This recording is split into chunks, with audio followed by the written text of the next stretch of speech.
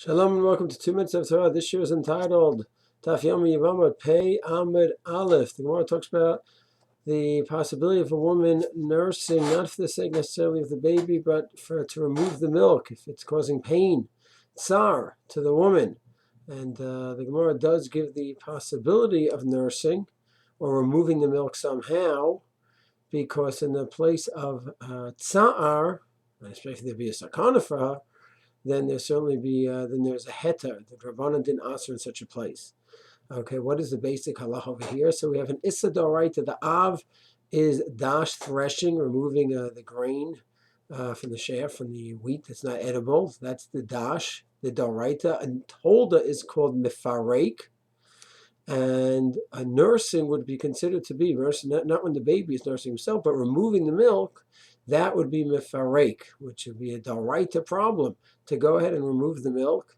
And for the sake of the milk, not for the baby. They're talking about a case where the baby is not in sakana, just a woman wants to take care, let's say, take the milk out.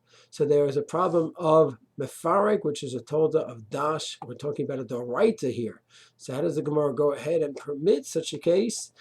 So the commentaries explain that this is not the normal way of mifarek to go ahead and take the milk and then throw it out. That's not a typical thing to do.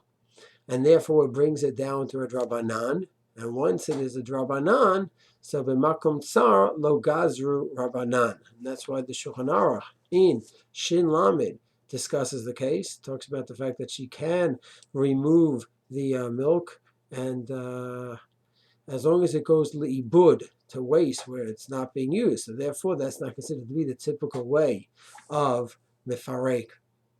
The Maisa today, if a woman needs to go ahead and remove the milk, not for the sake of the child, we're not discussing that case, but just to remove the milk. So if she uses a pump, so then she's going ahead and pumping it into a kli, and then the kli, it has the milk there, that could be a problem. Poskim say that maybe she could simply go ahead and after she pumps, throw it out right away. Another possibility in the poskim is to go ahead and do little by little and throw it out each time. So it's less than a grogeret, which is not, it's a little bit cumbersome. And the third advice the poskim bring down is that if she has some homer in the kli, soap or something that renders the milk inedible, so that right when the milk comes into the kli, it's inedible, so then she's not really being involved in mifarek, because she's taking out the milk, but it's not being stored up in any way. It's not producing viable milk, because right away it becomes inedible. So it's true that would still be a drabanan, but b'makom tsar, the rabbanan are mekel in such a case.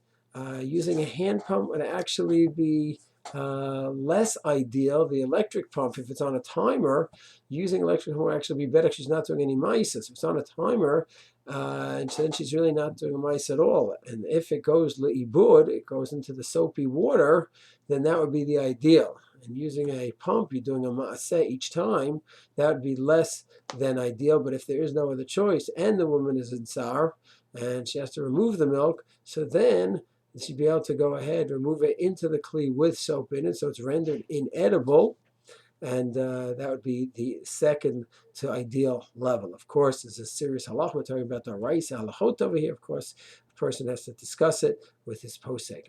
In part 2, we'll discuss when a woman needs to nurse, but the baby's not nursing, she needs the milk for the sake of the baby. We'll discuss it in the next year. Shalom.